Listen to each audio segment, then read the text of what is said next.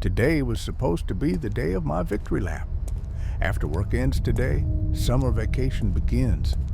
A whole stretch of weeks with no classes, no students, no carefully measured demonstrations of control. Just me and whatever pleasures I decided to welcome. My job as a self-defense trainer was stressful enough, but the side gigs made it heavier. Bodyguard work, bouncing, or occasionally tuning someone up for the right price, it kept my pockets full and my fists busy. The problem with that line of work, though, was that you never knew when you'd bump into someone who remembered being on the business end of a world-class tune-up, aka an ass whooping. After finishing my last class and sending everyone off with a "have a nice fun summer," I showered, changed, hit the streets, and headed to Oopsie's Hip Hop Bar and Grill, my favorite spot. An uber retro neon joint where everyone knew me, drinks came cheap during happy hour, and the music kept the heads banging. Under the club's fluorescent lights, spattered with neon greens, candy reds, and electric blues, the place always felt like the opposite of my life: fancy, careless, and free-flowing. Life for me tended to be more measured, but Oopsie's had a reputation.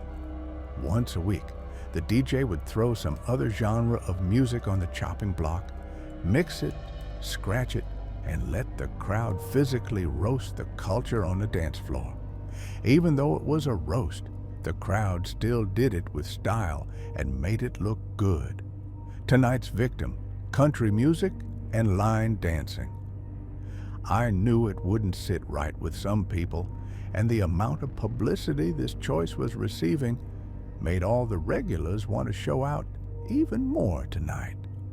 Around here, you can laugh at anything, but don't mess with country music when country music isn't messing with you. I was 3 shots deep in tequila, relaxing while the regular bar flies buzzed around me. And that's when the atmosphere shifted. At that moment, the doors opened and they came in. They didn't roll in like randoms looking for drinks. They spread out, scanning the place, positioning themselves with quiet precision, tactical, intentional, like they were staging the room for something bigger than a party.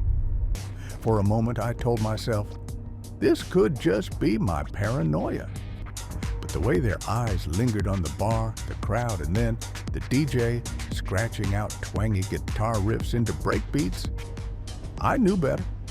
The DJ could clearly read the room and was providing a little background music to set the tone. At first glance, it looked like any group of guys out for drinks. Mixed races, mixed sizes, thrown together by nothing obvious.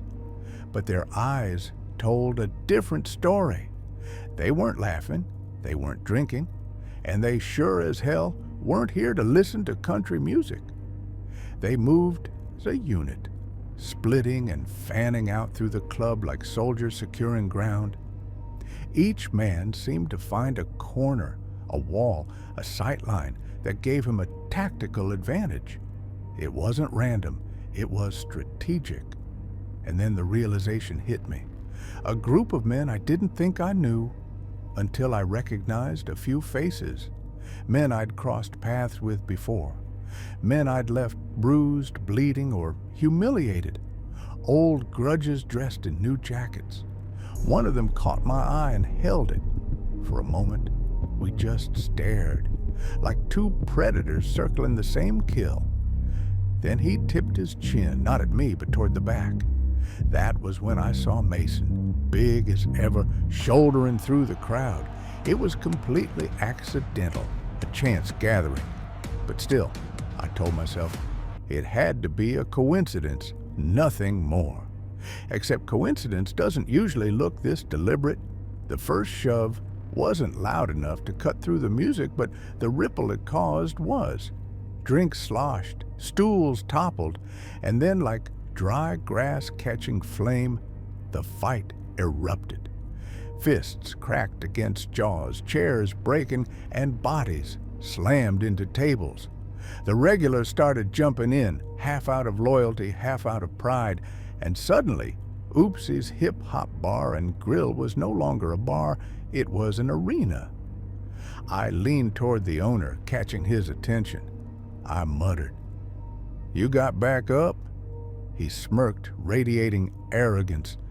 "Relax. I got more than enough people here to handle whatever they're planning." Maybe he was right. Maybe it would be just another rowdy night. Maybe tonight was the night the club's little joke went too far and I'd end up in the middle of the mother of all fights. This wasn't comedy night. This was country night. But these men weren't here to laugh or dance. The DJ leaned into his craft like a man possessed. He started out at a mild pace, playing Bobby Gentry's Ode to Billy Joe, dragged with DMX Rough Riders anthem across his turntables, after the typical mix and scratch, then chopping them into jagged pieces, then slowing them down until the room seemed to pulse at half speed. Chopped and screwed, but twisting into something darker, something that felt alive. Each scratch cracked like a whip, each bass drop thudded like a war drum. By definition, hypnotic. And then it happened. The crowd began to move with it, and fists started flying in rhythm. Punches landed on the downbeat, chairs crashed on the offbeat. It wasn't just a brawl anymore. It was choreography, musically conducted violence, turning people into instruments. The DJ kicked the pace up, using the intro to James Brown's The Boss, yelling, "Get down," repeatedly, but in rhythm with the beats. He then beautifully switched the song over to the Charlie Daniels Band. The Devil went down to Georgia. When the fiddles screamed into the mix, they didn't sound like fiddles. They were war strings from hell, played like a fiddle by the devil himself. Bodies slammed into tables as the tempo shifted, slowed, then snapped back like a trap shutting. Even the chaos seemed to listen to the vinyl. Fists rose and fell in perfect sync. Boots stomped in unison. The fight itself chopped and screwed into a living remix.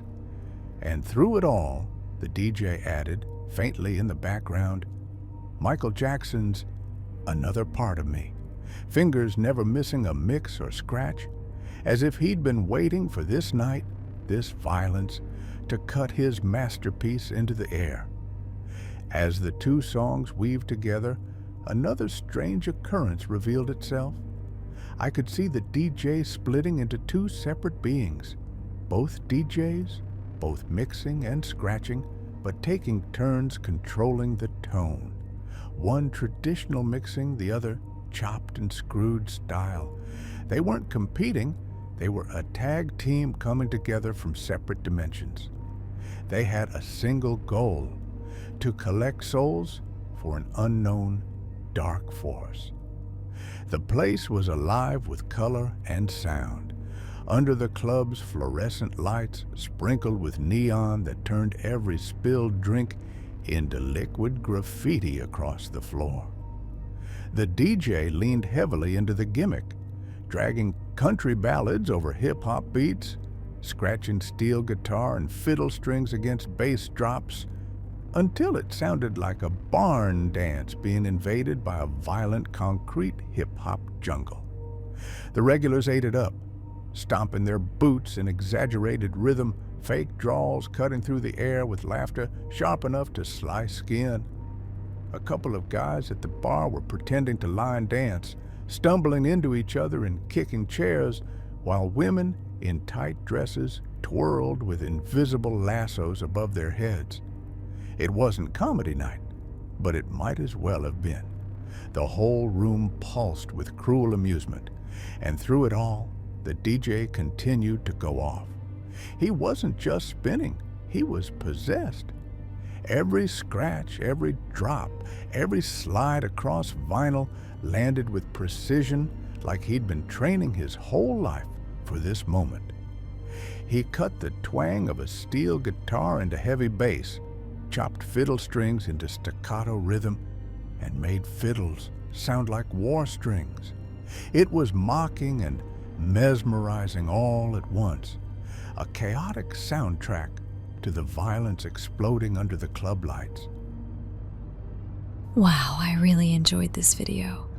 I can't wait to see what's next.